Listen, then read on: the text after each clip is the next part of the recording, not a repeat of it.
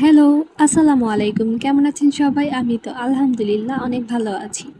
আজকে একটা mini blog share করতে চলে আসলাম আপনাদের সাথে। আজকে শেয়ার করব জালি কোলা। এটা একটু ভিন্ন রকম, জানি অনেকে পারেন, তাও আমি আমার মতো করে চেষ্টা করছি।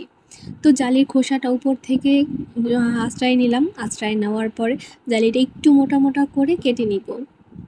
তো আমার হাতের কাছে স্ট্যান্ড ছিল না, তাই হাত দিয়ে ধরে ধরে কাটছিলাম, তাই হয়তো একটু অন্যরকম লাগতে পারে।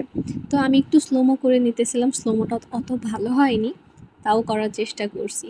তো জালিটা সুন্দর করে মোটা করে কাটার পরে আমি পানি দিয়ে ধুয়ে নিব। ধুয়ে নেওয়ার পরে আমি কীভাবে জালিটা কাটছি ওইটাই দেখাইতেছিলাম।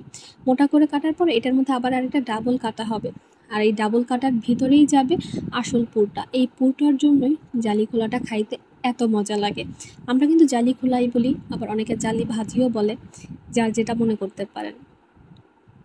তো আমি অনেকগুলো কালো সরিষা নিয়ে নিছি, আর এই সরিষা হচ্ছে স্পেশাল, এটা দিলেই জালি খোলাটা বেশি মজা লাগে। তো সরিষাটা আমি আলাদা করে বেটে নিছি, ওইটার ভিডিও নেই। তারপর জালিটা একটু হাফ সিদ্ধ করে নিছি। সিদ্ধ করে নিলে কি ভাজিটা একটু তাড়াতাড়ি হয়। তো এই যে এখানে সরষা, হলুদ, মরিচ, লবণ সব কিছু দিয়ে এই যে এই পুরটা ভিতরে ঢুকাই দিব এবং উপর দিয়ে অল্প অল্প করে দিয়ে দিব। তারপর কড়াইয়ের মধ্যে তেল গরম হলে আস্তে করে ছিঁড়ে দিব।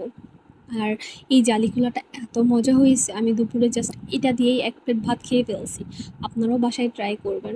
যদি ট্রাই করেন অবশ্যই আমাকে শেয়ার করবেন কেমন হয়েছে। তো সবাই ভালো থাকবেন, সুস্থ থাকবেন। আল্লাহ হাফেজ। আসসালামু আলাইকুম।